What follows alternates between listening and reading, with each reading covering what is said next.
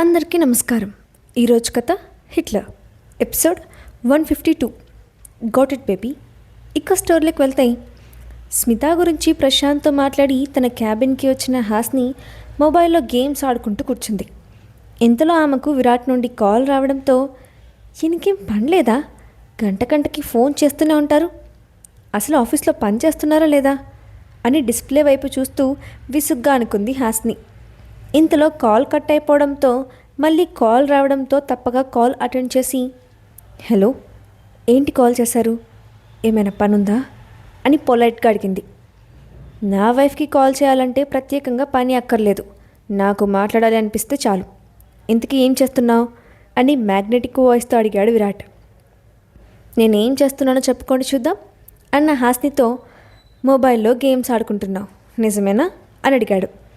నిజమే, అలా ఎలా గెస్ చేశారు అని ఆశ్చర్యంగా అడిగిన ఆమెతో, ఇందులో అంతగా ఆలోచించాల్సిన విషయం ఏముంది, ఆఫీస్కి వెళ్ళిన తర్వాత నువ్వు చేసే ముఖ్యమైన పని అదొక్కటే కదా అని వెటకారంగా అన్నాడు విరాట్. అతని మాటలకు ఉక్రోషం తన్నుకు రావడంతో, నన్ను వెకరించడం చాలు కానీ ఎందుకు ఫోన్ చేశారో చెప్పండి అని పెంకీగా అడిగింది హాస్ని. కాసేపట్లో వస్తున్నాను, ఇద్దరం లంచ్కి వెళ్దాం, రెడీగా ఉండు అని చెప్పిన విరాట్తో, ఎప్పుడు చూసినా పెళ్ళాన్ని రెస్టారెంట్కి తిప్పడం తప్ప పని పాట ఏం లేదా, అసలు ఆఫీస్లో ఏం పని చేస్తున్నారు మీరు, ఆఫీస్కి వెళ్ళి 15 రోజులైంది, పెండింగ్ వర్క్ చేసుకోవాలి కదమ్మా అని నిష్ఠూరంగా అంది హాస్ని. అయ్యో, నీకు వర్క్ అంటే చాలా బాధ్యత ఉంది కదా, అందుకే పగలు రాత్రి అదే పనిగా గేమ్స్ ఆడి కంపెనీని పైకి తీసుకొస్తున్నావు అంతేనా అని వెక్కరింపుగా అన్నాడు విరాట్. ఇదిగో, ప్రతిదానికి డీల్స్ చేస్తే అస్సలు ఒప్పుకోను విరాట్ గారు, రాను నేనంటే మీకు లెక్క లేకుండా పోతుంది, ఇలాగే నన్ను ఏడిపిస్తే మాత్రం మీతో నేను అస్సలు మాట్లాడను చెప్తున్నాను అని వార్నింగ్ ఇచ్చింది. మర్యాదగా లంచ్కి వెళ్దామని చెప్తే పిచ్చివాగుడు ఆగింది ఎవరు, నువ్వా నేనా అంటున్న విరాట్ మాలకు నాలుగు ఖర్చుకుంటూ, ఇంటికి నన్ను లంచ్కి తీసుకెళ్ళడానికి కారణమేంటో అని ఆరా తీసింది హాస్ని. చెప్తే కానీ రావా, నా వైఫ్ కడుపు నిండా తిని బలంగా ఉండాలనుకున్నాను, రాత్రికి నాకు మంచి బెనిఫిట్స్ ఉంటాయి కదా, అందుకే దగ్గరుండి తినిపిద్దామని డిసైడ్ అయ్యాను అని కొంటగా అన్నాడు విరాట్. అతని మాటలకి హాస్ని ముఖం సిగ్గుతో ఎరపడింది. సరే త్వరగా రండి అని మనసులోనే నవ్వుకుంటూ కాల్ కట్ చేసింది.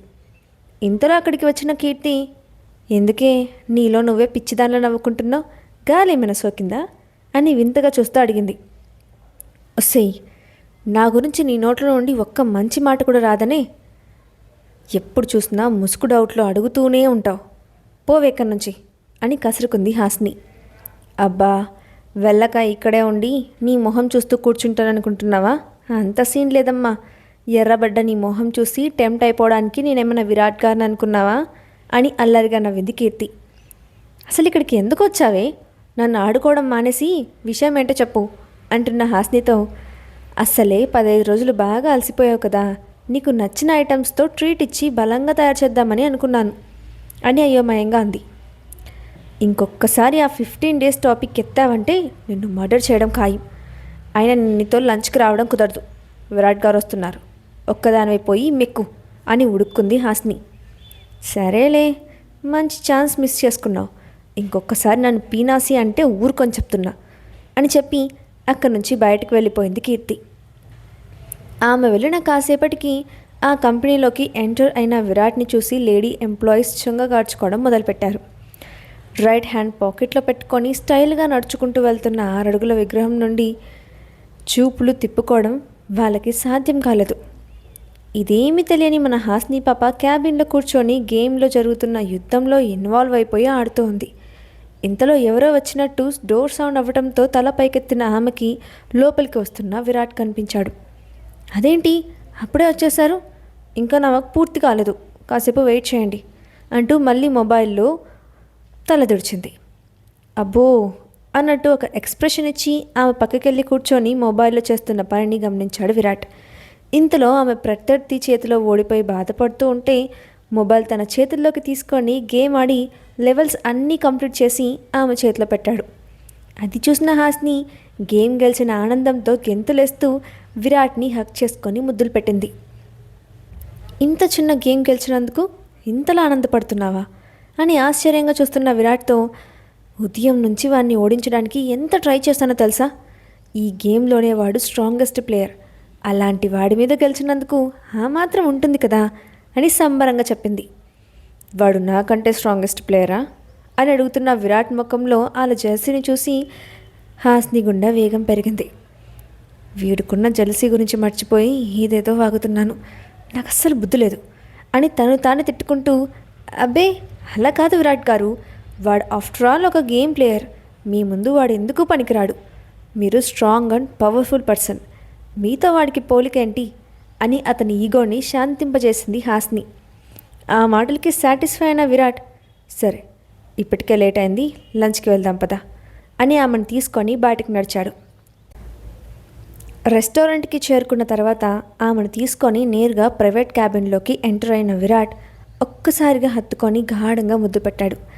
అతని పట్టులో ఊపిరాడక ఉక్కిరిబిక్కిరైన హాస్ని చెరువులో నుండి బయటపడ్డ చేప పిల్లలా గిలగిలా కొట్టుకుంటూ వదలమని అతని వీపు మీద దబీమని బాదుతూనే ఉంది. కాసేపటికి విడిపడిన విరాట్ గట్టిగా ఊపిరి తీసుకుంటూ స్పృహ కోల్పోవడానికి దగ్గరగా ఉన్న హాస్ని ఎత్తుకొని అక్కడున్న సోఫాలో కూర్చోబెట్టాడు. కొద్దిసేపటికి నార్మల్ అయిన హాస్ని, మీకేమైనా పిచ్చి పట్టిందా? ఎవరైనా అంత రాక్షసంగా ముద్దు పెడతారా? ఊపిరి రాలేదు తెలుసా అని ఉక్రోషంగా అంటూ అతని బుగ్గ మీద కొరికింది. ఇందాక ఆఫీస్లో నిన్ను చూసినప్పుడు నా పరిస్థితి కూడా అదే.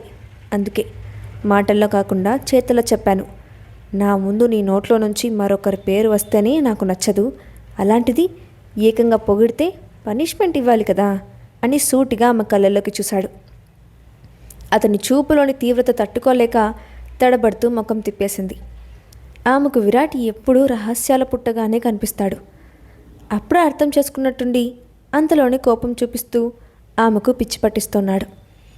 ఒక్కోసారి అతని ప్రవర్తన ఊపిరాడనట్లు అనిపిస్తుంటే ఎలా రియాక్ట్ అవ్వాలో తెలియక మౌనంగా కూర్చుంది హాస్ని. కొద్దిసేపటి తర్వాత వెయిటర్ ఆమెకు ఇష్టమైన ఫుడ్ ఐటమ్స్ తీసుకొచ్చి టేబుల్ మీద పెట్టి బయటకు వెళ్ళిపోయాడు. వాటిని చూడటంతోనే హాస్ని మనసు ప్రశాంతంగా మారిపోయింది. ఆనందంగా వాటి వైపు చూస్తూ తినడంలో మునిగిపోయింది.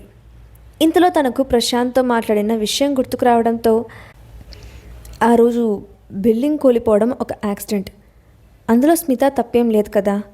ఎంతో కష్టపడి సంపాదించుకున్న తన స్టేటస్ మొత్తం అంతా ఒక్క రోజులోనే పోతే తట్టుకోవడం మామూలు విషయం కాదు. మీరు ఒక మాట చెప్తే తనకు ఆఫర్స్ వస్తాయి, మీరు కొంచెం ఆలోచించవచ్చు కదా అని రిక్వెస్ట్ చేసింది హాస్ని. బిల్డింగ్ కూలిపోవడం అన్నది యాదృచ్ఛికమే అయినా తన స్వార్థం కోసం ప్రశాంత్ కూల్ డ్రింక్లో డ్రింక్ మిక్స్ చేసింది. దాని పర్యవసానం మన ఇద్దరం అనుభవించాం. అయినా ఆమెను క్షమించమంటావా అని సీరియస్గా అడిగాడు విరాట్. ఆ మాటకు ఏమని సమాధానం చెప్పాలో తెలియక సైలెంట్ అయిపోయింది హాస్ని. కాసేపటి నిశ్శబ్దం తర్వాత, జరిగిన విషయాన్ని మనం మార్చలేము, కానీ చూస్తూ చూస్తూ తన భవిష్యత్తు నాశనం అవ్వడానికి మనం కారణం కావటం నాకు నచ్చట్లేదు. ఒకసారి నా కోసం ఆలోచించండి విరాట్ గారు అని చెప్పింది. ఇప్పుడు నాకు ఆ విషయం గురించి ఆలోచించే మూడ్ లేదు, తర్వాత చూద్దాం అని అప్పటికి దాటేశాడు విరాట్. దాంతో అతని మీద కోపం వచ్చిన హాస్ని తిన్న తర్వాత నేరుగా కంపెనీకి వెళ్ళిపోయింది. ఆమెను చూసి, నీ ఫేస్ ఎందుకు అలా ఉంది? ఇందాకే కదా విరాట్ గారితో కలిసి లంచ్ చేయడానికి వెళ్ళావు, అంతలోనే ఏమైంది అని కంగారుగా అడిగింది కీర్తి. ఆ విషయం తర్వాత మాట్లాడుకుందాం, ఈరోజు రాత్రికి నేను నీతో పాటు నీ ఫ్లాట్లో ఉంటున్నాను అని చెప్పిన హాస్ని వైపు యథావిధిగా చూసి, విరాట్ గారికి కోపం వచ్చేలా ఏం చేశావో చెప్పు నువ్వు అని ప్రశ్నించింది. నేను సీరియస్గా ఉన్నానంటే ఆయన గురించి మాట్లాడుతున్నావో అడుగుతున్నావేంటి? చిన్నప్పటి నుంచి ఫ్రెండ్ అనే నన్ను కాదని విరాట్ గారిని సపోర్ట్ చేస్తున్నావు. నీకు నేను ముఖ్యమా ఆయన ముఖ్యమా అని కోపంగా అడిగింది హాస్ని. ఇప్పుడు నీ కోపం నా మీద ఎందుకు చూపిస్తున్నావే? నేనేమైనా అన్నానా? నీ మొహంలో కోపం చూస్తేనే విరాట్ గారితో మళ్ళీ గొడవ పడ్డావని అర్థమవుతోంది. విషయం ఏంటో చెప్తేనే కదా తెలిసేది అని సీరియస్ అయింది కీర్తి. ఆ మాటకు కాస్త తగ్గి రెస్టారెంట్లో స్మిత గురించి జరిగిన డిస్కషన్ మొత్తం చెప్పింది. నీకేమైనా బుద్ధుందా హాస్ని? ఇప్పుడిప్పుడే మీ ఇద్దరి మధ్యలో అపార్థాలు తొలగిపోయి సంతోషంగా ఉన్నారు. అలాంటప్పుడు మూడో వ్యక్తి టాపిక్ ఎందుకు నీకు? ఆ స్మిత నిన్నేమైనా సాయం చేయమని అడిగిందా? నువ్వు ఎన్ని చెప్పినా ఆ రోజు స్మిత స్వార్థం వల్లే మీ ఇద్దరు నెల రోజులు బాధపడ్డారు. విరాట్ గారు నిన్ను అర్థం చేసుకున్నారు కాబట్టి సరిపోయింది. అదే ప్లేస్లో మరొకరుంటే నీ పరిస్థితి ఎలా ఉండేదో కొంచెమైనా ఆలోచన ఉందా నీకు? ఎవరి కోసమో నువ్వు వాదనలకు దిగటం ఏంటో నాకు అసలు అర్థం కావట్లేదు. కాస్తైనా బుర్రని వాడటం నేర్చుకో అని అసహనంగా చెప్పింది కీర్తి. నువ్వు కూడా నన్నే అంటున్నావా? అందులో నేను చేసిన తప్పేముంది? అనవసరంగా మా వల్ల తన ఫ్యూచర్ స్పాయిల్ అవుతుందన్న ఉద్దేశంతో చెప్పాను. అంత మాత్రం దానికి ఇంతలా అనాలా? నేనేం చేసినా మీకు తప్పుగానే కనిపిస్తుంది అని ముఖం ముడుచుకుంది హాస్ని. నువ్వు నా బెస్ట్ ఫ్రెండ్ హాస్ని, శత్రువు కాదు. నేనేం చెప్పినా నీ మంచి కోసమే చెప్తాను. నీ ఫ్యూచర్ హ్యాపీగా సెక్యూర్గా ఉండటమే నాకు కావాలి. నిన్ను కాదని ఎవరినో ఎందుకు సపోర్ట్ చేస్తాను చెప్పు అని లాలనగా అంది. నువ్వు నిజంగా నా బెస్ట్ ఫ్రెండ్ అయితే ఈరోజు నేనేం చెప్తే అది చేయాలి. అందుకు నీకు ఓకేనా అని గట్టిగా అడిగింది హాస్ని. సరే, ఏం చేయాలో చెప్పు అన్న కీర్తితో నాతో షాపింగ్కి రావాలి, రెస్టారెంట్కి రావాలి, నైట్ నీతో నేను కలిసి నీ ఫ్లాట్లో ఎంజాయ్ చేయాలి అని చెప్పుకుంటూ పోయింది. ఆమె చేసే పనులకు విరాట్ నుండి ఎలాంటి రియాక్షన్ ఎదురవుతుందో తెలియక అయోమయానికి లోనైంది కీర్తి. కానీ హాస్నిని బాధ పెట్టలేక ఆమె చెప్పే వాటికి మౌనంగా ఒప్పుకుంది.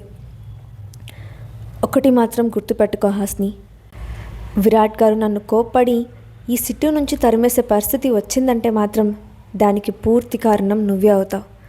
అలాంటి పరిస్థితి నాకు రానివ్వకు అని ఖచ్చితమైన స్వరంతో చెప్పింది కీర్తి. సరే, అంతా నేను చూసుకుంటాను, నువ్వు కంగారు పడకు అంటూ ఆమెకు హామీ ఇచ్చి తన క్యాబిన్లోకి వెళ్ళిపోయింది. వెంటనే విరాట్కి కాల్ చేసి కీర్తితో కలిసి షాపింగ్కి వెళ్తున్నట్టు, డిన్నర్ కూడా బయట చేసి నేరుగా ప్యాలెస్కి వస్తానని చెప్పి కాల్ కట్ చేసింది. ఇప్పుడు ఏం చేస్తారో చూస్తాను. నేను చెప్పిన మాట ఒక్కటి కూడా వినరు, కానీ నన్ను అన్నిట్లో ఏడిపిస్తారు. రాత్రి అయితేనే నాకు తెలియని టెన్షన్ పట్టుకుంటుంది. ఒక్కరోజైనా నాకు నచ్చినట్టు ప్రశాంతంగా గడపాలి. అందుకే ఈ ఇంటెలిజెంట్ ప్లాన్ చేశాను అని తన తెలివికి తానే మురిసిపోయింది హాస్ని. అదే సమయంలో అక్కడికి వచ్చిన కీర్తి ఆమె మాటలు విని, మళ్ళీ ఏం కిటికీ చేస్తున్నావే? నాతోనేమో ఫ్లాట్కి వస్తున్నాను అని చెప్పావు, విరాట్ గారికి కాల్ చేసి షాపింగ్ అని చెప్పావు. ఇందులో ఏది నిజం అని ప్రశ్నించింది. రెండూ నిజాలే. రాత్రికి ప్యాలెస్కి రావట్లేదని ఇప్పుడే చెప్పాననుకో, దీనికి కూడా ఒప్పుకోరు. అందుకే అప్పటికప్పుడు ఫోన్ చేసి ఏదో ఒక 2 కాకమ్మ కబుర్లు చెప్తే ఊరుకుంటారు. ఎలా ఉంది నా తెలివి అని గొప్పగా అడిగింది హాస్తి. ఏడ్చినట్టుంది. అసలు నిన్ను విరాట్ గారు వదులుతారని ఎలా అనుకున్నావు? నాకెందుకో నీ ప్లాన్ మిస్ఫైర్ అవుతుందని గట్టిగా నమ్మకం. ఏమైనా జరిగితే మాత్రం నన్ను బ్లేమ్ చేయకూడదు అని చెప్పి ఆమెతో కలిసి షాపింగ్కి వెళ్ళి అటు నుంచి అటు రెస్టారెంట్కి వెళ్ళి భోజనం చేసి ఫ్లాట్కి చేరుకుంది కీర్తి. ఇద్దరూ ఫ్రెష్ అయ్యి వచ్చేటప్పుడు తమతో పాటు తెచ్చుకున్న స్నాక్స్ అన్నిటినీ హాల్లో టీపై మీద పెట్టారు. తర్వాత టీవీ ఆన్ చేసుకొని కొరియా డ్రామాస్ చూడటం మొదలుపెట్టారు. ఇంతలో హాసిని, నువ్వు ఇంకా విరాట్ కాల్కి ఫోన్ చేసి చెప్పలేదు. ఇప్పటికే ఆలస్యం చేసావు. వెంటనే ఫోన్ చేసి చెప్పు. నీతో వచ్చానే కానీ సార్ ఎలా రియాక్ట్ అవుతారో అనే టెన్షన్తో నేను అస్సలు ఎంజాయ్ చేయలేకపోతున్నాను. ఇంకెప్పుడు ఇలాంటి పిచ్చి పనులు చేయకే అని హెచ్చరించింది కీర్తి. ఎందుకే అలా ప్రతిదానికి భయపడుతున్నావు? నేనున్నాను కదా, నీకెందుకు టెన్షన్? అంతా నేను చూసుకుంటాను. నాలాగా ధైర్యంగా ఉండటం నేర్చుకో అని బిల్డప్ ఇచ్చింది హాస్ని. అవునా, అంత సీన్ ఉందా? ఎప్పుడు ఎవరికి భయపడలేదా అని ప్రశ్నించిన కీర్తితో, హాస్ని ఇక్కడ ఎవ్వరికీ భయపడదు. గతం మర్చిపోయావా అని గొప్పలు చెప్పింది. ఒకప్పుడు ఆ నమ్మకం ఉండేది. విరాట్ గారు నీ లైఫ్లోకి వచ్చిన తర్వాత అది పూర్తిగా పోయింది అని సింపుల్గా చెప్పింది కీర్తి. నా పరువు తీస్తున్నావు కీర్తి అని ఉక్రోషంగా అరుస్తున్న హాస్ని వైపు వింతగా చూస్తూ, నిజం చెప్తే ఇలాగే ఉంటుంది, ఏం చేస్తాం అని తల కొట్టుకుంది. కాసేపటి తర్వాత విరాట్కి కాల్ చేసి కీర్తి ఒంటరిగా ఉండటానికి భయపడుతూ ఉందని, ఆ రాత్రికి అక్కడే ఉంటానని రిక్వెస్ట్ చేసింది హాస్ని. కానీ ఆన్సర్ చేయకుండా కామ్గా ఉన్న విరాట్ని చూసి టెన్షన్ పెరిగిపోయి, ఏంటి అలా సైలెంట్గా ఉన్నారు? నేను చెప్పింది మీకు అర్థమైందా లేదా అని దబాయించిన హాస్నికి అతని నుండి గోట్ ఇట్ బేబీ అని అన్న మాట రావడంతో గబగబా కాల్ కట్ చేసింది హాస్ని. తర్వాత కీర్తితో కలిసి ఎంజాయ్ చేస్తుండగా డోర్ బెల్ మోగింది. ఆ సమయంలో కీర్తి ఫ్లాట్కి వచ్చింది ఎవరు? హాస్ని చేసిన పనికి విరాట్ రియాక్షన్ ఏంటి? నెక్స్ట్ పార్ట్లో చూద్దాం. ఈ స్టోరీ అప్డేట్ ఎలా ఉందో కింద కామెంట్ బాక్స్లో మీ ఒపీనియన్ని షేర్ చేయండి. అలాగే ఇలాంటి మరిన్ని స్టోరీస్ కోసం మా ఛానల్ని తప్పకుండా సబ్స్క్రైబ్ చేసి పెట్టుకోండి. Thanks for watching.